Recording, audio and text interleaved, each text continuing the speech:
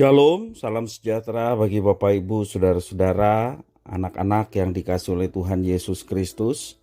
Jumpa kembali bersama saya, Pendeta Eka, di dalam renungan firman Tuhan pada hari ini, hari Sabtu 28 Januari 2023. Sukacita dan damai sejahtera dari Tuhan Yesus kiranya menyertai hidup kita sekalian. Puji nama Tuhan. Sampai pada pembacaan firman Tuhan hari ini, yakni kitab Yeskiel pasal yang ke-10. Kiranya firman Tuhan memberkati kita sekalian. Baik, sebelum kita akan bersama-sama belajar firman Tuhan, kita akan berdoa. Tuhan Allah Bapa di surga, di dalam Yesus Kristus, kami bersyukur hari ini Tuhan memberkati kami dengan kehidupan. Dan kami mau terus mengisi kehidupan kami dengan kebenaran firman Tuhan, supaya hidup kami diterangi oleh firman-Mu. Mampukan kami Tuhan untuk kami dapat memahaminya.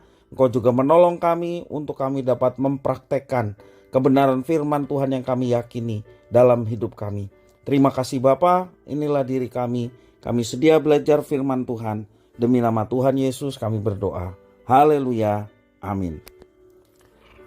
Yeskiel pasal 10 ayat 1-22. Demikian firman Tuhan. Lalu aku melihat, sungguh di atas cakrawala yang di atas kepala kerub tampak di atas mereka sesuatu yang menyerupai tahta yang seperti permata lazurit kelihatannya. Maka ia berkata kepada orang yang berpakaian lenan itu, masuklah ke bawah kerub dan antara roda-rodanya dan penuhilah rangkup tanganmu dengan bara api dari tengah-tengah kerub itu dan hamburkanlah ke atas kota itu. Lalu aku melihat dia masuk. Kerub-kerub itu berdiri di sebelah selatan bait suci. Waktu orang itu masuk ke tengah-tengah roda-rodanya dan segumpal awan memenuhi pelataran dalam. Dalam pada itu kemuliaan Tuhan naik dari atas kerub dan pergi ke atas ambang pintu bait suci. Dan bait suci ini dipenuhi oleh awan itu dan pelatarannya penuh dengan sinar kemuliaan Tuhan. Suara senyap kerub itu terdengar sampai pelataran luar, seperti suara Allah yang maha kuasa kalau ia berfirman. Ia memerintahkan kepada orang yang berpakaian lenan itu, ambillah api dari tengah-tengah roda-rodanya, dari tengah-tengah kerub itu. Maka yang berpakaian lenan itu pergi berdiri di samping salah satu dari roda-roda itu. Lalu seorang kerub itu mengulurkan tangannya dari tangan kerub-kerub ke api yang ada di tengah-tengah mereka. Diambilnya sedikit dan ditaruhnya di dalam tangan orang yang berpakaian lenan. Orang itu menerimanya dan pergi.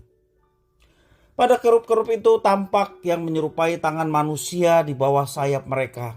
Aku melihat, sungguh di samping kerub-kerub itu terdapat 4 roda.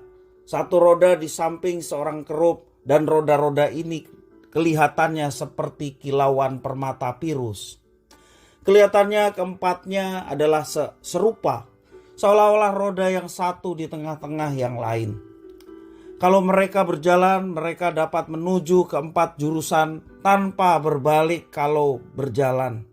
Karena tempat mana yang dituju oleh yang di muka, kesitulah pergi yang lain-lain, tanpa berbalik kalau berjalan. Seluruh badan mereka, punggungnya, tangannya, sayapnya, dan roda-rodanya penuh dengan mata sekelilingnya. Ya, roda-roda mereka berempat juga.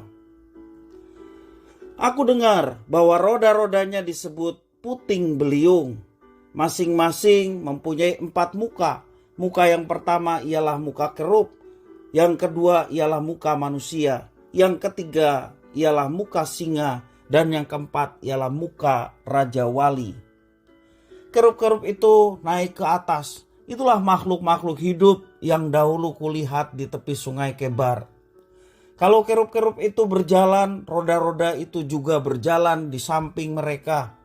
Kalau kerub-kerub itu mengangkat sayapnya untuk terbang dari tanah, roda-roda itu tidak bergerak dari samping mereka.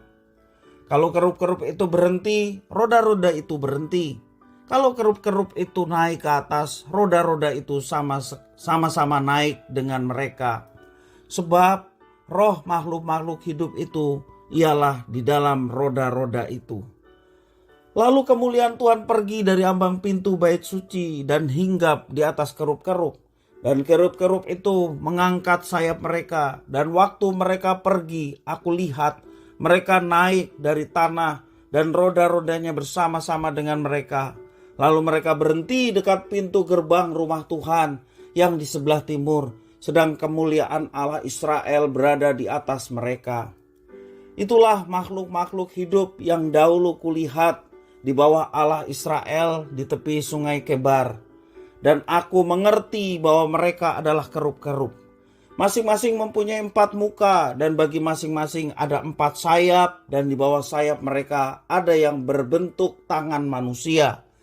Kelihatannya muka mereka adalah serupa dengan muka yang kulihat di tepi sungai Kebar. Masing-masing berjalan lurus ke mukanya. Bapak, Ibu, saudara-saudara yang dikasihi oleh Tuhan Yesus Kristus, apa jadinya bila sebuah gereja atau persekutuan Kristen menyebut nama Tuhan, namun di dalam ibadahnya tidak ada Tuhan di situ?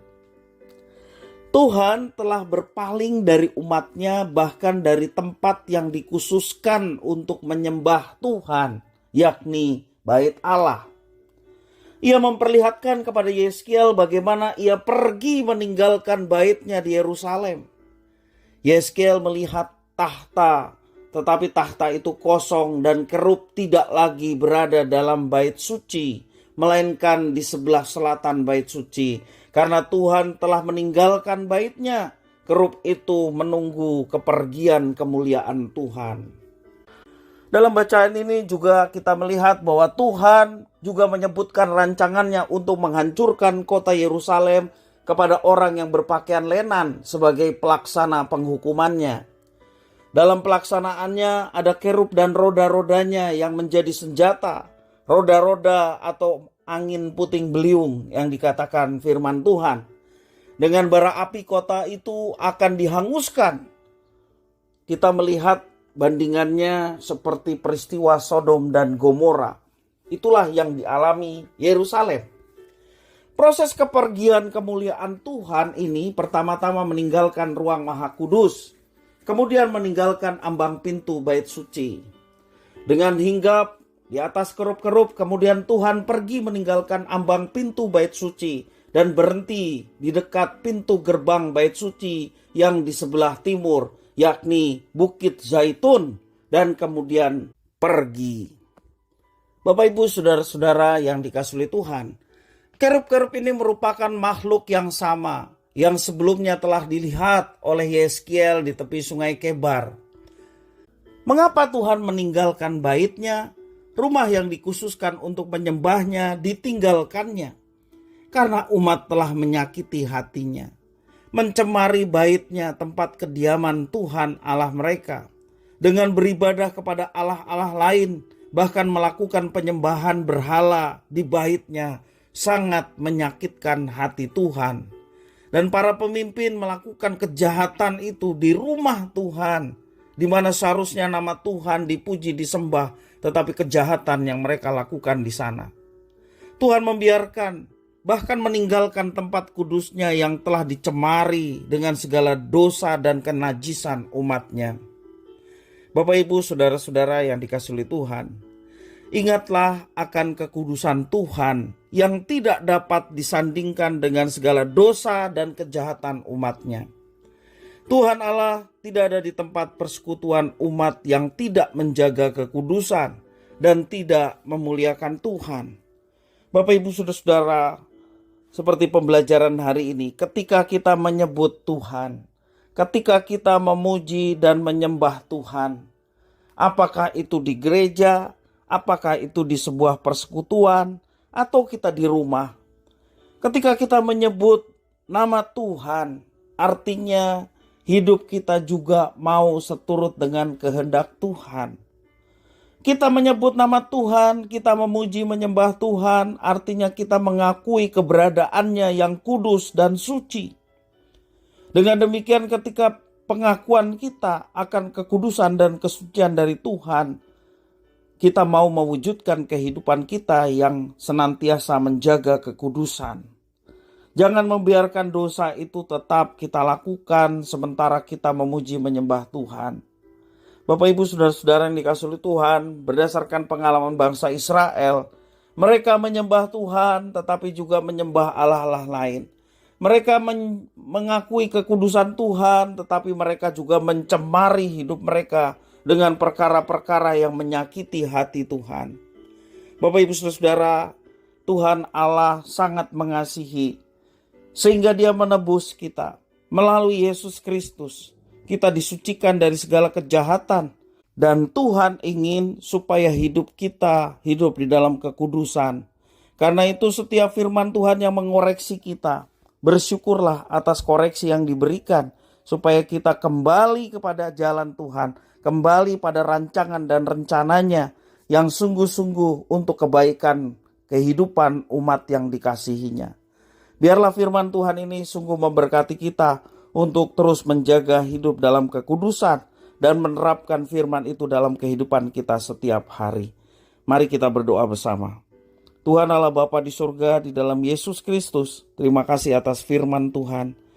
Kami bersyukur atas Tuhan yang berkenan bersekutu dengan kami melalui Roh Kudus, sehingga kami mengakui Yesus Kristus sebagai Tuhan dan Juru Selamat. Kami mengakui kekudusan Tuhan yang sudah memiliki kami. Dari firman Tuhan ini kami mau belajar untuk menjaga kekudusan tak kala kami menyebut nama Tuhan, sehingga penyebutan nama Tuhan dalam pujian penyembahan tidak menjadi sia-sia karena kami terus menjaga kekudusan di hadapan Tuhan. Terima kasih ya Tuhan, berkenan Engkau menuntun kami sehingga hidup kami seperti yang Engkau inginkan. Terpujilah namamu ya Bapa, demi nama Tuhan Yesus Kristus kami sudah berdoa. Haleluya. Amin.